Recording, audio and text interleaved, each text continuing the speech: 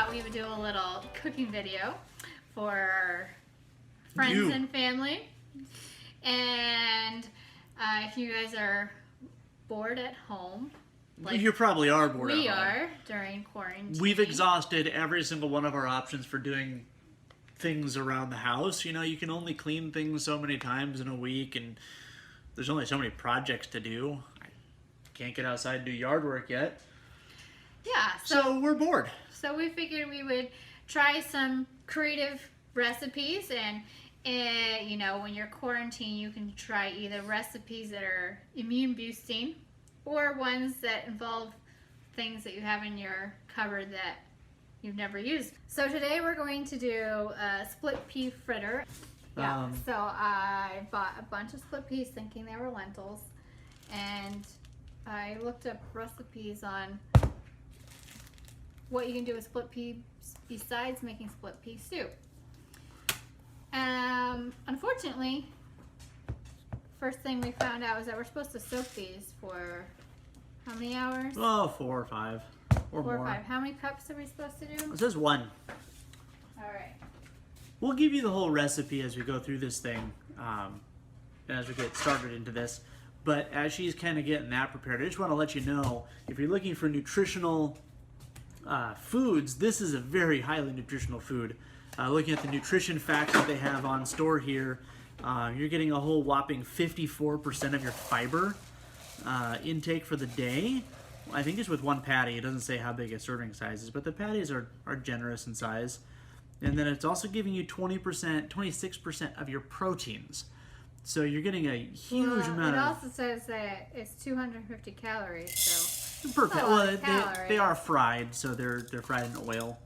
Are we going to fry them? I guess we'll find out. We'll find out. But that's probably where you're getting most of the calories for that from. But it's just a really good percentage of everything in here. All the important foods that you need to sustain yourself. It also has vitamin A, vitamin C, calcium, and iron. Iron being a whopping 15% on this. So I would say this is a good superfood. So just 1 cup? Just 1 cup. How many are these supposed to make? Should we make 2 cups? Oh, let's see here. And double it? It says that it should be... Oh, it makes 4. Let's so we can double that. We're going to double the recipe. Or we can just make smaller patties. Let's double the recipe. We'll double the recipe. That sounds fun. Okay, so we're going to soak these for 4 hours, and then... Or more. We will see how they turn out after that. Okay, we're back. It's been 4 hours. Almost. Maybe. We don't really know. We weren't counting. We made 2 cups of peas. And seems like it's an awful lot of peas. So we're not really sure how this is all going to turn out. We're doubling the recipe like we said before. We've got our blender thingy here. Food processor. And we'll go ahead and start making our food. All it is all the ingredients go in the food processor together. And you chop it all up together and then you fry it in the frying pan. So we are putting in, what are we putting in, hon? Peas. What else are we putting in? So the recipe called for garlic, and I just dropped one on the floor. So garlic, 2 to 3 cloves. I had 4, which I'll stick in there. I'll get another one. The more garlic, the better. But I am under the impression that too much garlic is not a good thing. Well, you know what? Garlic is what? Antiviral? Antibacterial? Anti-something? Anti-people, so if you want a social distance. That's right. It's a good way to keep people away from you. Oh, Toby. All right. So that fills up the food processor nicely. Okay, so the recipe also called for... Why is this wet? Because I used it to scoop out the peas. Cumin. So we're putting some cumin in here. It also called for onions, but if you know me and onions, I hate them. But we have onion powder. And so we're going to stick in some onion powder. I'm not really going to measure it, because how do you measure dry onions with wet onions or whatever, so... Now, the recipe called for cilantro, which we don't have. And did you use this one too? I don't know. And it did not call for salt, but I thought salt would Might be be good in good. this. We also have cayenne pepper. We're adding that into the recipe.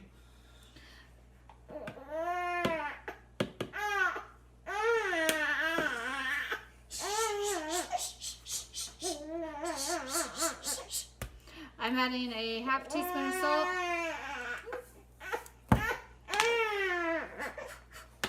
And we're going to add a little bit of turmeric also. The recipe didn't call for that either, but It's a good anti-inflammatory. turmeric's good for your health as well. You got the stuff in there. Then you food process it. Plug it in. It's a really quick recipe. Most of the time it's going to be spent on cooking.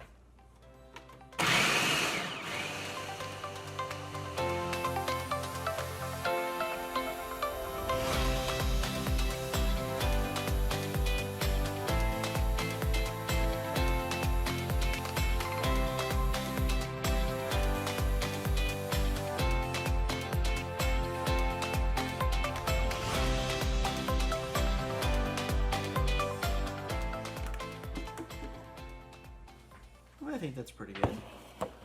You can kind of see the consistency of it right in here. Looks kind of like toothpaste, but green. Yeah, a green toothpaste. I'd say we blended that up for 2 minutes, Maybe. 2 to 3 minutes straight before it started getting into a paste.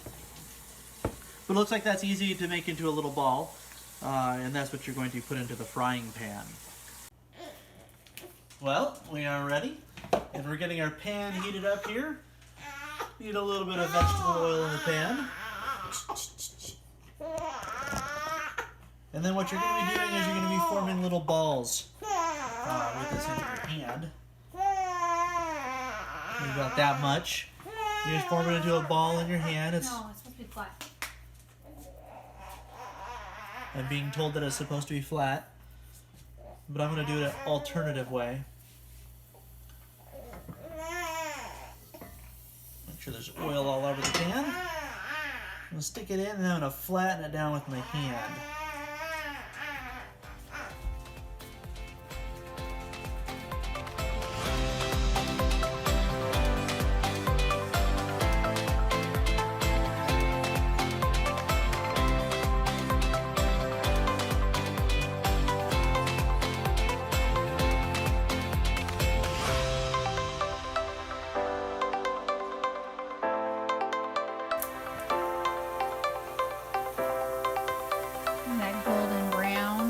Side. Yeah, it looks like they raised up in the middle a little bit, so I feel like it's cooked. But that's what it looked like when I flipped it over.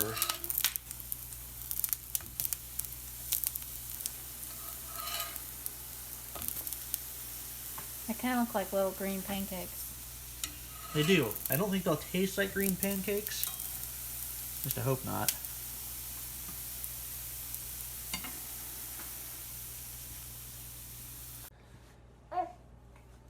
So we finally finished cooking everything. Toby's settling down a little bit so that we can actually talk to you without yelling over Toby. And we have a large plate full of green hockey pucks. Is what they look like. And we were going to taste them with you guys. They weren't too hard to make. You can see they brown up really nicely and everything. We should first try it without ketchup. Oh, we should, yeah.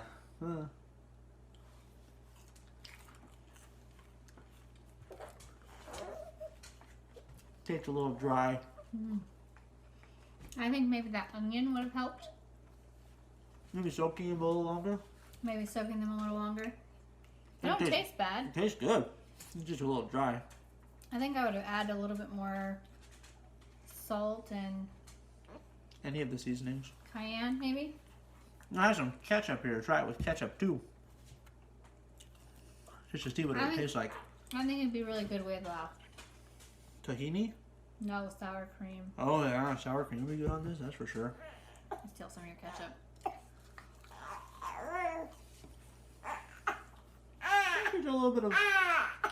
I don't think they're meant to be eaten by themselves. They're meant to be eaten with something else, so... Maybe if you had mashed potatoes and a gravy, or if you wanted to treat them, they're kind of like a falafel. You can treat them like a falafel and stick them inside of a pita bread. Yeah, I think that's what I'd say. They're By like themselves, though, they're just a little Flan- dry. They need falafel. something with them. Yep. But they taste good. They taste good. Try them. Yeah. Try them and tell us what you think. If you enjoyed our cooking video and want to see more, let us know. Or not.